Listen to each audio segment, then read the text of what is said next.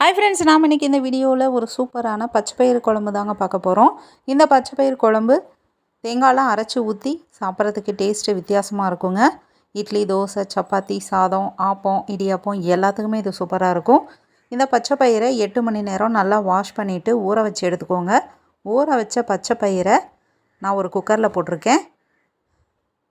2 cup அளவுக்கு தண்ணி ஊற்றிக்கோங்க. 1 கப் பச்சைப்பயிறு, 5 பச்சை மிளகாய், 2 தக்காளி, 20 போல் சின்ன வெங்காயம் தோலை உரிச்சிட்டு ஆட் பண்ணிக்கோங்க.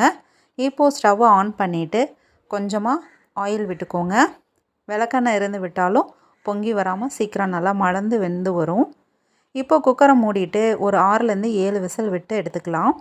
இப்போது இதுக்கு ஒரு மசாலா ரெடி பண்ண போகிறோம். ஒரு 3 பீஸ் தேங்காவை பொடியாக நறுக்கிக்கோங்க. கொஞ்சமாக சீரகம், மஞ்சள்தூள் 1/4 டீஸ்பூன், மிளகாத்தூள் 1/2 ஸ்பூன் அளவுக்கு அரைச்சி எடுத்து வச்சுக்கோங்க.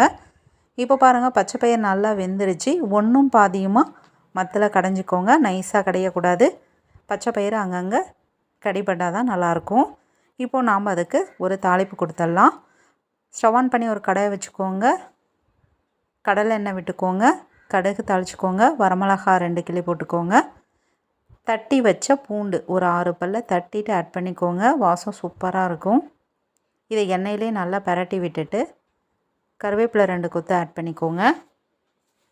இப்போது வேக வச்சு மசித்த பச்சை பயிரை நம்ம ஆட் பண்ணிக்கலாம்.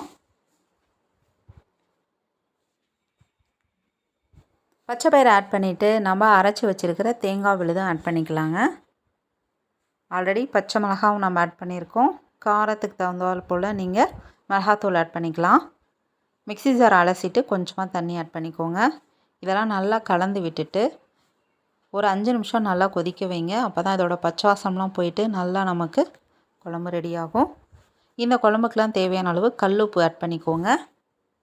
குழம்பு நல்லா கொதிக்க ஆரம்பிச்சிருச்சு.